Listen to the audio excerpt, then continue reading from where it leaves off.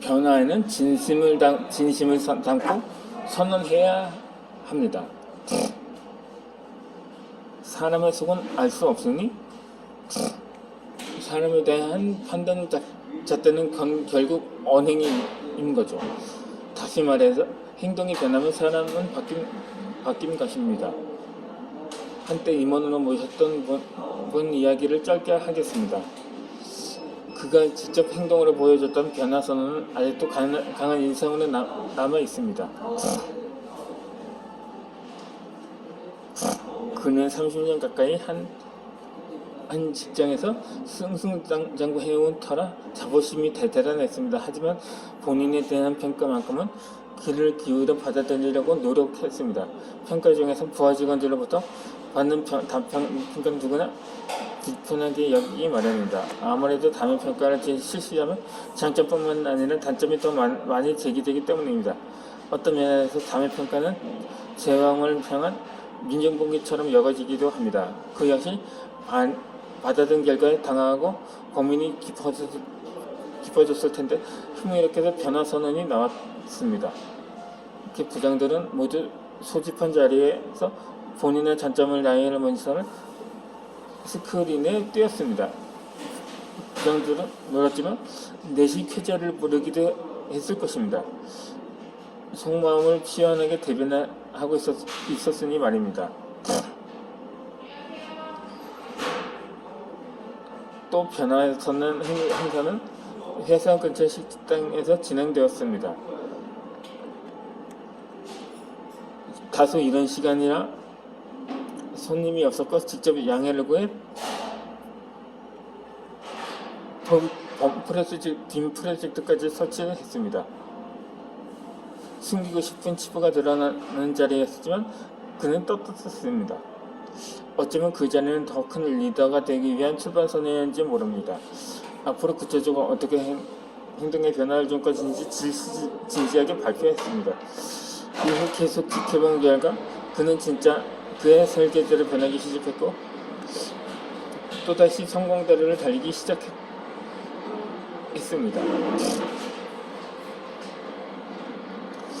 필자였이 변화 선언을 한 적이 있습니다. 외부에서 영입된 어느 위원 때문이었습니다.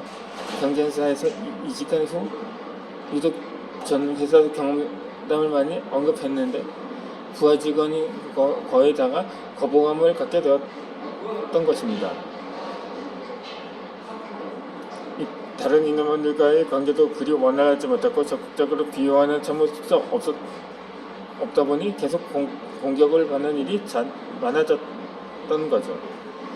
그를 향한 집단화는 만방에서 꽃을 피웠습니다. 사람의 좋은 점만 보려고 노력했던 필자역이 언제부터인가 집단을 가담하고 있었습니다. 아무래도 안 되겠다 싶어 함께 일하는 직원들 모두 한 회의실로 소집했습니다. 지금까지 내가 나의 상사가 험담을 해왔습니다. 분명 잘못된 행동이므로 지금 이 시간부터는 절대 험담하지 않을 것입니다. 여러분 모두 나를 따르기 바란다고 말하면서 좀 겸언쩍었지만 공개적으로 약속하는 선언만큼 효과가 큰 것이 없다고 믿었습니다. 진심을 담아 선언했어도 사람들을 믿게 한다는 시간이 필요했습니다. 단 한 번만으로는 모든 것이 바뀌지 않기 때문입니다. 변화는 장시간 계속되는 시간 싸움을 필요로 합니다.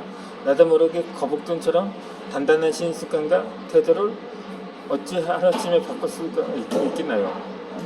이렇게 변화 선언을 하고 나니 그분도 점점 신뢰를 보내왔고 퇴사 전까지 많은 도움을 주셨습니다. 이 고대 문명의 발상지인 이집트 하면 피라미드를 가장 먼저 떠올릴 것입니다. 찬란한 문명의 흔적인 피라미드도 돌 하나부터 시작했습니다. 리더가 내뱉는 그 한마디 그리고 행동 하나가 거대한 조직 문화의 한 조각입니다. 리더가 긍정적인 행동을 설계하고 지속적으로 실천할 때 구성원들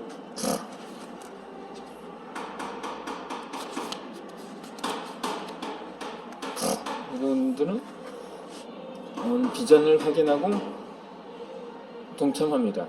그리고 이런 리더와 함께하면 언젠가 나도 리더의 자리에 올랐을 수 있다는 믿음이 생겨납니다.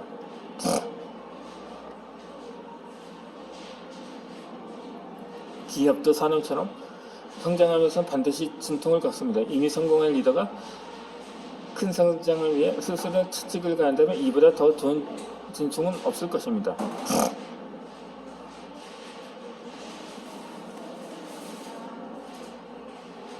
깨지지 않는 투명한 조직이라면 아마도 완벽한 시간 낭비에 기인하게 됩니다. 영화 올드보이의 주인공인 오데스는 고등학생 시절 후배 이유진의 누나가 도덕적으로 문제가 있다며 소문을 냅니다. 그로 인해 누나는 자살을 선택하고 이유진은 복수를 위해 오데스를 15년 동안 감금합니다. 오데스의 작은 뒷담화가 결국 끔찍한 결말로 이어진 것입니다. 현실에서도 뒷담화는 결코 도움이 되지 않습니다. 물론 뒷담화를 하는 입장에서 스트레스를 풀었다고 생각할지 모릅니다. 상사 뒷담화만큼 재미있고 시간 잘 가는 놀이는 없다는 얘기가 직장 안에서 떠듭니다. 하지만 뭐든 적당히 해야 합니다.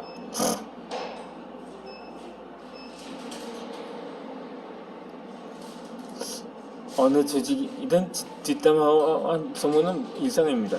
특히 뒷담화로 시작하는 하루가 많은데 여기서 뒷담화는 단순히 누군가를 험담하는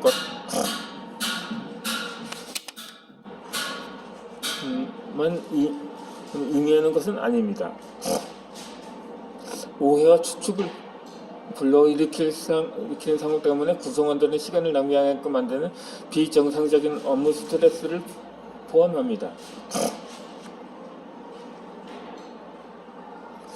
이번에 우리 사장으로 오는 사람은 내가 알아봤는데 구조조정 전문가래. 그리고 직원들을 엄청 괴롭히는 스타일이래. 우리 어떡하지? 이번에 조직 개편이 있는데 우리 부서가 없어진다는 얘기가 계속 나오네. 빨리 다른 자리를 알아봐야 하는 거 아닌지 몰라. 올해 성과보금은 나오는 거야? 많은 거야? 라든가?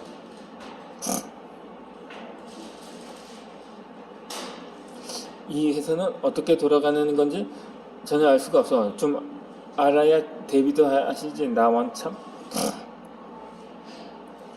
이렇게 워크숍은 가는 거야, 마는 거야. 왜 아무도 말이 없어? 이러다 갑자기 나한테 준비시키는 거 아니야? 아니면 어제 전 직원 미팅에서 사장이 조직 개편은 하는데 인원 간축은 없다고 장담했더나. 근데 그게 말이 되나? 마지막으로 이 일은 도대체 누가 이해해야 되는 거야? 우리는 어느 단계부터 선대해야 하는 거야? 최종 책임은 누가 지는 거지? 이와 같은 이런 대화가 대화와 고민에 얼마나 많은 시간을 쓰이는지 실제 측정해 보지는 않았지만 경험상 결국 많은 시간이 낭비되는 것으로 보입니다. 이 흥미진진한 뒷담화와 숫자를 알 수 없는 소문은 어떻게 완벽히 통제할 수가 있겠는가요? 이런 대화와 고민이 전혀 없는 이상적인 회사는 당연히 없겠지만 빈도와 시간을 줄여나가는 노력은 전체 주식의 생산성 향상과 긍정적 분위기의 현상에 도움이 됩니다.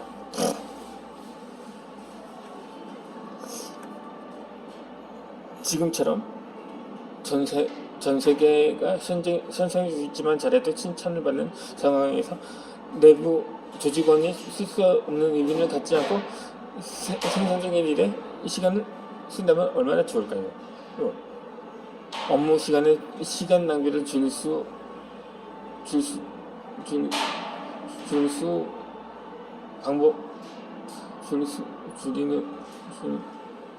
줄일 수 있는 방법은 무엇이 있을까요? 정직하면 당도된 투명의 업무 프로세스에서 그 해답을 찾아보겠습니다. 우선적으로 너도 나도 실시간으로 정보 공유를 하는 것입니다. 조직 안에서 이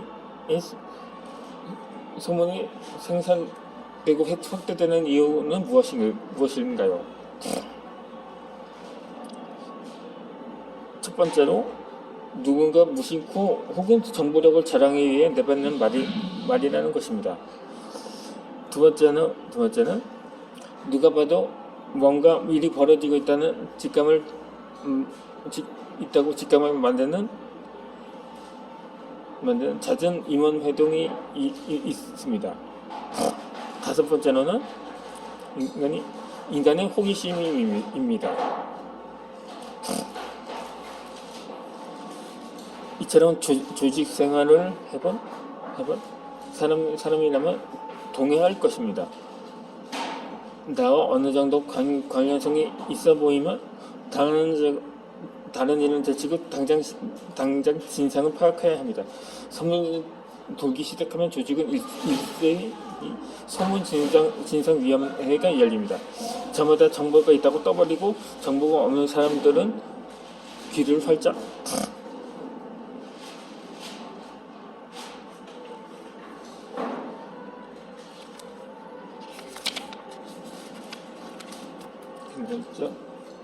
연체 그 주변을 기웃거립니다. 따라서 무리 가운데 정보를 많이 가진 사람에게 자연스럽게 권력이 이동합니다. 최종적으로 누구의 말이 맞을까 머리를 맞대며 시간을 보내는 일이 월드컵보다 훨씬 재미있는 것입니다. 물론 상황에 따라서는 비밀리에 진행해야 하는 일도 있습니다. 특히 인사변경의 경우가 그렇습니다. 하지만 이런 예외 말고는 투명하게 실시간으로 정보를 공유하는 것이 시간 낭비를 막는 유일한 방법입니다.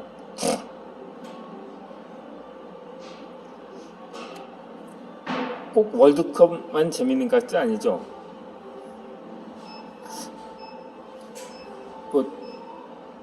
옛날에 내가 즐겨보던 TV 프로들 중에는 짱가도 재미있었고 마징가 제트도 재미있었고 불장미 소녀 캔디도 재미있었고 아이젠보고도 재미있었고 그 다음에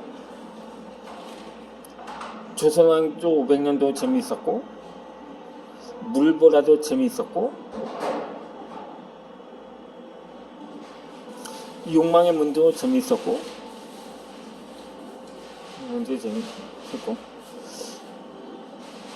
그해 겨울은 따뜻한 해도 재미있었고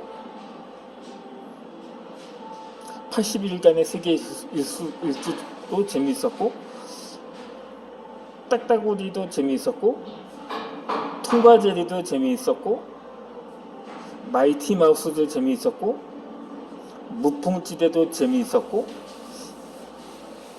1월도 재미있었고 인간의 땅도 재미있었고 전쟁과 세랑도 재미있었고 반지의 비밀 일기도 재미있습니다.